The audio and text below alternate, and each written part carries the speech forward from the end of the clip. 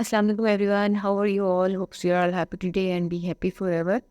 سو آج میں آپ لوگوں کو بتانا چاہتی ہوں ایک حدیث جو البخاری ہے سے ہے، volume number 1 book number 1 and حدیث نمبر 5. یہ اس بارے میں ہے کہ حضرت پاک صلی اللہ علیہ وسلم نے قرآن پاک کو کس طرح سے یاد کیا اور اللہ تعالیٰ نے کس طرح سے مدد فرمائی قرآن پاک کو یاد کرنے میں.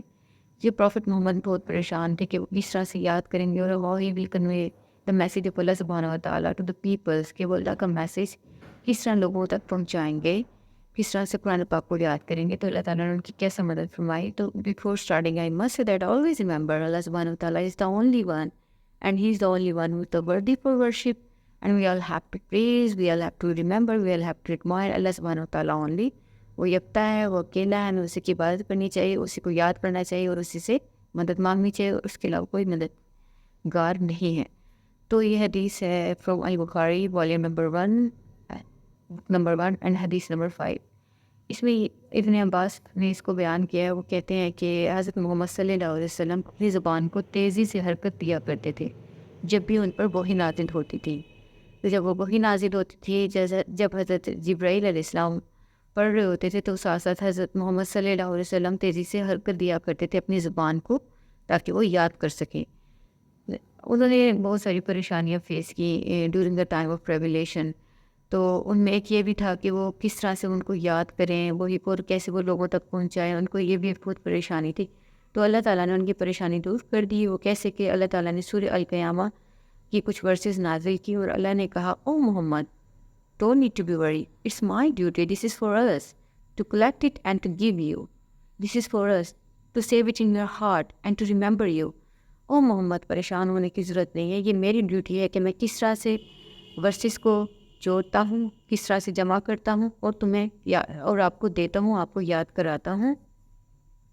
یہ میری ڈیوٹی ہے، یہ میرا کام ہے کہ کس طرح سے میں آپ کے سینے میں اس کو محفوظ کرتا ہوں. اور جیسے کہ ہم نے پڑھا ہے، علم نشرح لک صدرک، کہ جیسے اللہ تعالیٰ نے فرمایا کہ ہم نے کھولا تیرا سینہ علم کے لیے.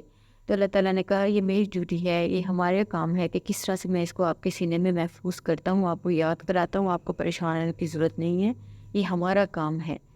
آپ کا کام کیا ہے؟ آپ کا کام یہ ہے کہ جب حضرت جبرائیل علیہ السلام قرآن پاک یا کوئی بھی ورس آپ کے سامنے پڑھتے ہیں، کوئی بھی آیات پڑھتے ہیں، آیت پڑھتے ہیں، تو آپ نے جسٹ خاموش رہنا ہے اور اس کو سننا ہے. جیسے کہ ہم بچوں سے کہتے ہیں کہ پہلے بڑوں کی بات سنو، اور جیسے ٹیچر کہتی ہیں کہ پہلے ٹیچر کی بات سنو. تو اللہ پاک نے کہا کہ حضرت جبرائیل علیہ السلام جب آپ کے سامنے قرآن پاک کی تلاوت کریں، جب کوئی بھی ورس آپ پر نازل ہو، تو آپ نے پہلے ان کو خاموشی سے سننا ہے، پھر اس کو فالو کرنا ہے. پہلے خاموشی سے سنو، پھر اس کو ریسائٹ کریں.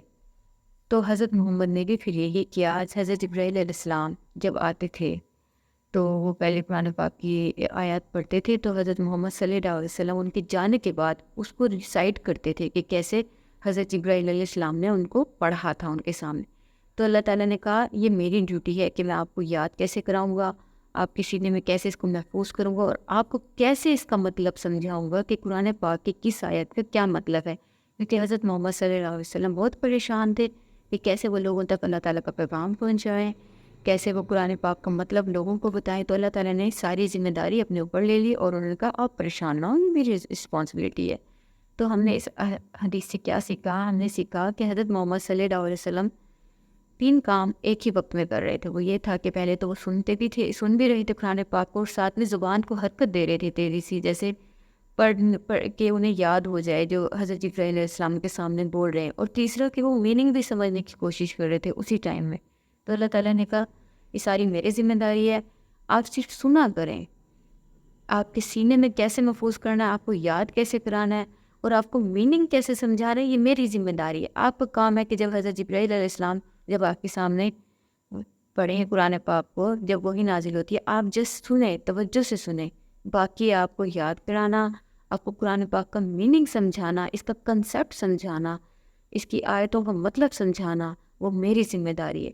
پھر اللہ تعالیٰ نے یہی کیا. اور جیسے کہ آپ سب کے سامنے آج قرآن پاک موجود ہے، اور آپ سب کو چاہیے کہ آپ اس کا ترجمہ اور تفسیر اچھی طریقے سے پڑھیں اور سمجھ کے پڑھیں اور کنسیپٹ کے ساتھ پڑھیں، اور اسی طرح احادیث کو بھی پڑھا کریں اور دوسروں تک بھی کنوے کیا کریں. اس طرح اللہ تعالیٰ بھی بہت خوش ہوں گے، اور بچوں کو بھی اس حوالے سے گائڈ کیا کریں کہ احادیث کو پڑھیں اور قرآن پاک کو ترجمہ کے ساتھ پڑھنے کی کوشش کریں. Thank you very much. اللہ حافظ.